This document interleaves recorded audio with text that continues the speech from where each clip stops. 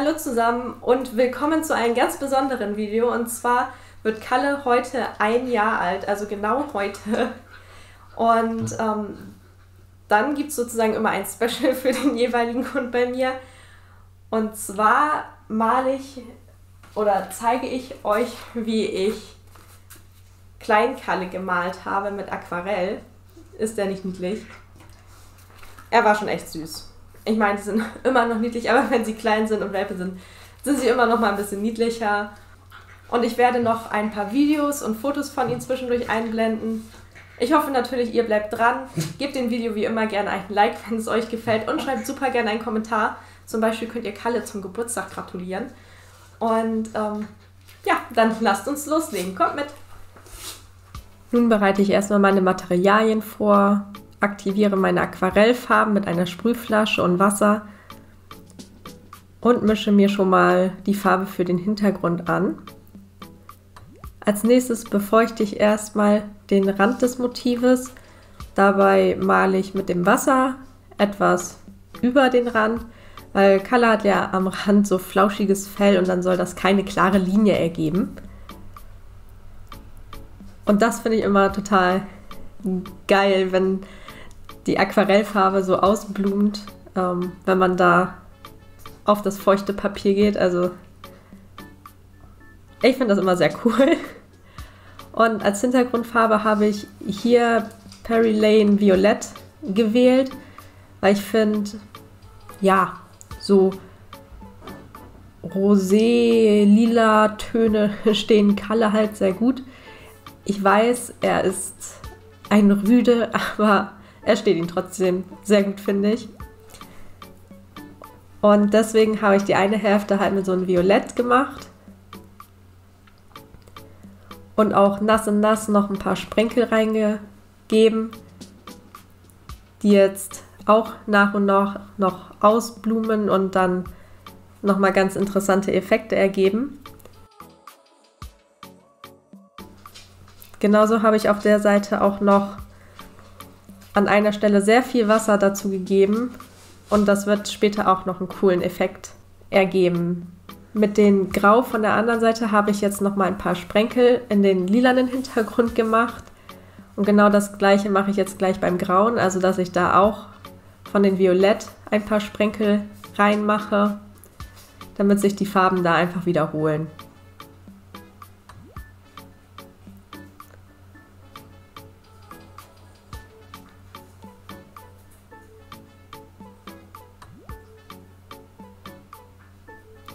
Ja, und ihr könnt euch heute noch auf einen kleinen Welpenspam freuen.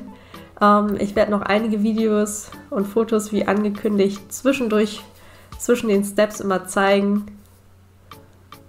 Und ich hoffe, ihr freut euch drauf und denkt wie immer gerne dran, wenn euch das Video gefällt, lasst gerne ein Like da, schreibt einen Kommentar, denn damit helft ihr mir und meinen Channel auch einfach weiter zu wachsen. Und wir haben fast die 10.000 geknackt und denkt dran, wenn die 10.000 erreicht sind, gibt es einen Livestream und ich mache dazu dann auch vorher noch eine Umfrage hier auf den Channel, was ihr da halt gerne sehen möchtet. Um das nicht zu verpassen, abonniert natürlich gerne meinen Channel und klickt die Glocke an, denn dann verpasst ihr auch solche Beiträge und Umfragen nicht mehr.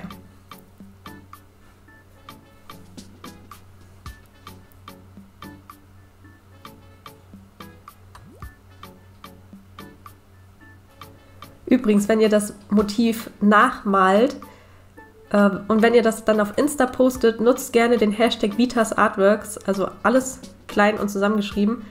Da schaue ich ab und an mal rein und dann sehe ich eure Bilder dort auch und kann sie mir anschauen.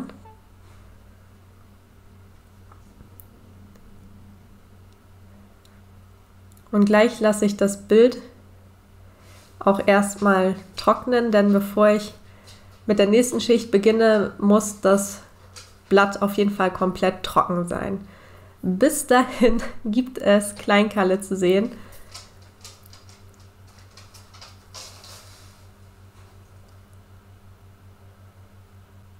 Und ich muss sagen, das alles auch nochmal anzuschauen und rauszusuchen und auch mal wieder zusammenzusuchen, auch noch mal eine schöne Erinnerung für mich.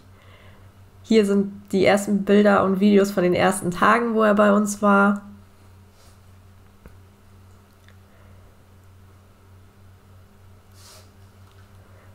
Übrigens hatte ich das große Glück, Kalle meist mehrfach die Woche, seitdem er 4 bis 5 Wochen alt war, besuchen zu dürfen. Und übrigens auf der Fahrt nach Hause hat er ungefähr 50 Meter vor unserem Haus ins Auto gekotzt. Hallo Kalle. Hallo Kalle. Und Loki und Kalle haben eigentlich schon immer sehr niedlich miteinander gespielt. Zieh. Das erste Mal am Spiegel. Und nun ist das Bild auch schon getrocknet. Also es hat natürlich echt länger gedauert. Wenn ihr nicht warten wollt oder könnt, bis euer Bild getrocknet ist, nehmt einfach einen Föhn auf kleinster Stufe und damit könnt ihr euer Bild einfach schnell trocken föhnen und ihr könnt schneller weiterarbeiten, wenn ihr nicht so die geduldigsten seid.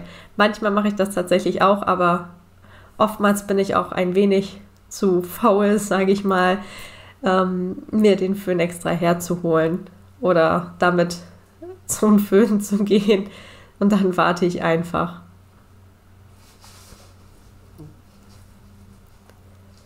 Nun arbeite ich die Augen mit einem Schlepperpinsel aus, weil der relativ viel Wasser und Farbe hält, aber trotzdem eine sehr, sehr feine Spitze hat. Für den Hintergrund habe ich übrigens einen Verwaschpinsel benutzt. Dieser hält ebenfalls sehr viel Wasser und sehr viel Farbe. Und deswegen benutze ich den für so verwaschene Hintergründe zum Beispiel sehr gerne. Die Augen arbeite ich jetzt auch erstmal wieder in der Nass-in-Nass-Technik aus. Heißt, ich gehe nochmal mit der dunkleren Farbe in die noch nasse Farbe und somit blumt das wieder so ein bisschen aus und man bekommt einen schönen Übergang hin. Ohne dass man sozusagen viel noch dafür tun muss.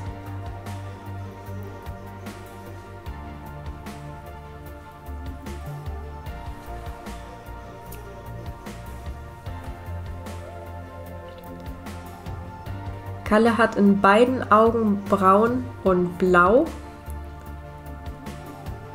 Als Welpe hatte er vom Betrachter aus rechten Auge noch ein bisschen mehr braun. Mittlerweile ist das bis auf 2 ganz kleine Stellen weg. Aber damals hatte er halt da noch ein wenig mehr braun drin. Kalle hatte auch Glück, er hat gleich seinen ersten Schnee mitgemacht. Und er fand das natürlich super, im Schnee rumzulaufen.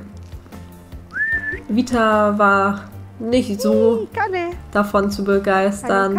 Früher natürlich war sie davon auch deutlich mehr begeistert als zu dem Zeitpunkt. Aber Leckerlis im Schnee suchen geht halt auch immer. Und dieses Zergeln machen die beiden halt sehr gerne, entweder miteinander oder mit einem von uns. Das ist so mit das liebste Spiel neben Apportieren und Ball holen und sowas. Ja, jetzt hatte ich die Augen wieder trocknen lassen und nun beginne ich das restliche Fell schon mal vorzuarbeiten. Und erst bekommt er seine schönen Augenbrauen, so nenne ich sie. Und ich mag diesen Kontrast zwischen diesen Orange, Braun und den Lila zum Beispiel auch sehr gerne. Es ist zwar kein Komplementärkontrast, aber ich mag es halt sehr gern, diese Kombination mit Orange und Lila. Und deswegen passte das hier natürlich super. Und hier seht ihr auch mal, wie der Hintergrund jetzt aussieht, wenn er fertig getrocknet ist. Auf der linken Seite, besonders beim Lila, da wo ich zu viel oder mehr Wasser reingemacht habe, ist das natürlich so heller geworden und hat die Farbe noch ein wenig sozusagen an die Seiten getrieben. Und das ist ja das Schöne an Aquarell, es sieht immer anders aus und es ist auch mal schön, ein wenig die, ich sag mal, Kontrolle abzugeben, denn Aquarell, sage ich immer, hat so ein bisschen sein Eigenleben und das macht es halt interessant und schön, weil es halt immer anders aussieht.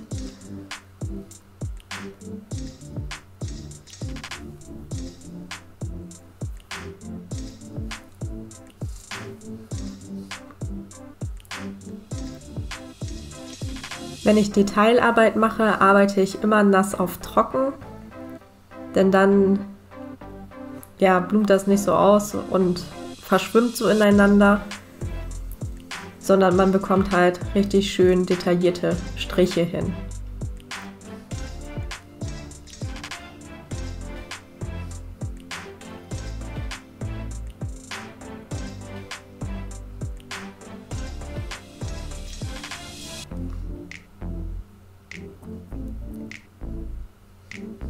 Und wie ihr seht, auch mit den Verwaschpinsel bekommt man schon recht gute Details hin.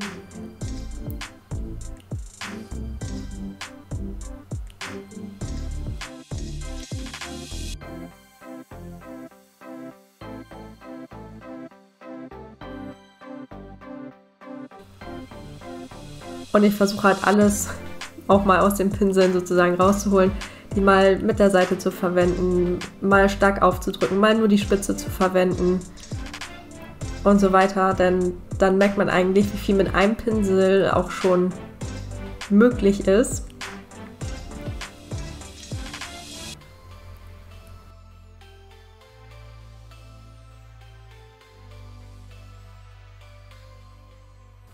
Und ich mag das halt recht gerne, wenn man relativ viel schon mit einem Pinsel machen kann, so wie hier zum Beispiel auch so ein Dry Brush Effekt. Da nutze ich die Seite des Pinsels und somit bleibt die Papierstruktur ein wenig weiß, was so ein bisschen das Flauschige dann zum Vorschein bringt.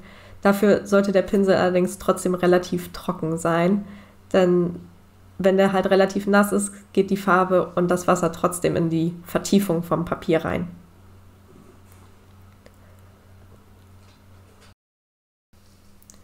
Und ich bringe auch nochmal das Lila in sehr verdünnter Form mit ins Fell mit ein, hauptsächlich hier ins graue Fell und in die Schattenbereiche vom braunen Fell. Einfach damit sich der Hintergrund auch nochmal ein wenig im Motiv selbst wiederfindet. Kalle ist übrigens ein Blue Merle Sheltie und hat somit in seinen grauen Fellbereich immer mal wieder so kleine schwarze Stichelhärchen unter anderem auch drin und auch mal ein paar hellere Härchen, die werde ich später aber mit Linern hinzufügen, denn mit Aquarell möchte ich oder verfolge ich nicht das Ziel, hyperrealistisch zu zeichnen, sondern realistisch, aber schon ein wenig, sage ich mal, freier, und ich denke mal schon, dass man so trotzdem erkennt, dass er halt ein Blue Merle Sheltie ist. Und so soll es halt auch auf den Betrachter wirken und nicht, dass ich hierbei jedes einzelne Haar genau da übernehme, wo es halt auch ist. Denn das macht es für mich halt aus, dass ich bei Aquarell ein wenig freier arbeiten kann.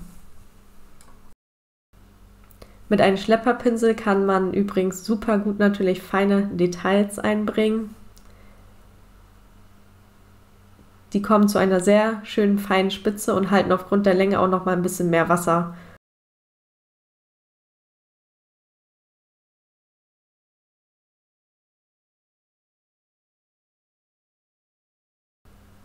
Zudem lässt sich natürlich auch bei diesen Pinseln mit der Seite arbeiten, als auch mit der Spitze. Ja, und ich kann es kaum glauben, dass Kalle mittlerweile schon 1 Jahr alt ist. Ich meine, wo ist die Zeit hin? Und auch nochmal von mir, Kalle, alles Gute zum Geburtstag. Na, hast du heute Geburtstag?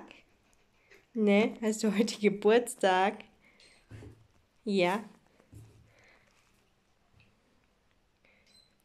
Hast du noch was zu sagen? Abonniert den Kanal und liked das Video. Ach, du bist ein Clown. Mit so viel von Kalle, also ihr habt ihn gehört, abonniert gerne den Kanal und liked das Video.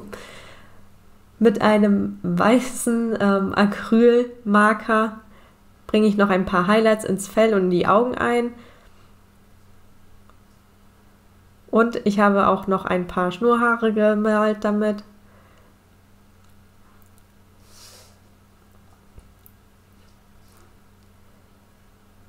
Gleich male ich noch mit einem schwarzen Fineliner, der wasserfest ist,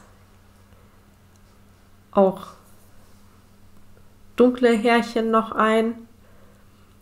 Wichtig ist, finde ich, bei diesem Schritt einfach nicht zu übertreiben. Das passiert mir halt sehr schnell, da muss ich mich immer so ein bisschen zügeln.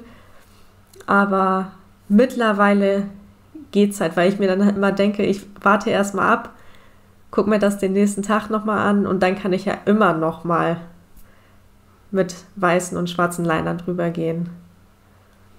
Aber wie gesagt, ich würde bei diesem Schritt nicht zu viel machen, weil dann kommt dieses Aquarellige auch, finde ich, irgendwann nicht mehr durch. Und das finde ich ja gerade das Schöne. Ja, nun kommt noch ein paar Spritzer mit diesem Violett und mit weißer Gouache. Und dann habe ich es auch gleich schon geschafft. Und dann ist Klein Kalle in Aquarell von mir fertig und denkt, wie gesagt, gerne dran, wenn ihr das Bild nachmalt. Nutzt gerne den Hashtag VitasArtworks, wenn ihr es zum Beispiel auf Insta postet, oder markiert mich da natürlich auch gerne, damit ich mir das auch anschauen kann. Ja, hier seht ihr das auch nochmal den Hintergrund mit den Effekten und sowas. So, vielen Dank fürs Zuschauen. Ich hoffe wie immer, dass euch das Video gefallen hat, dass es vielleicht den einen oder anderen auch ein bisschen weitergeholfen hat. Und wir sehen uns im nächsten Video wieder. Rechts lasse ich jetzt noch welche anzeigen. Schaut da gerne rein. Bleibt bis dahin kreativ. Bis dann. Tschüss.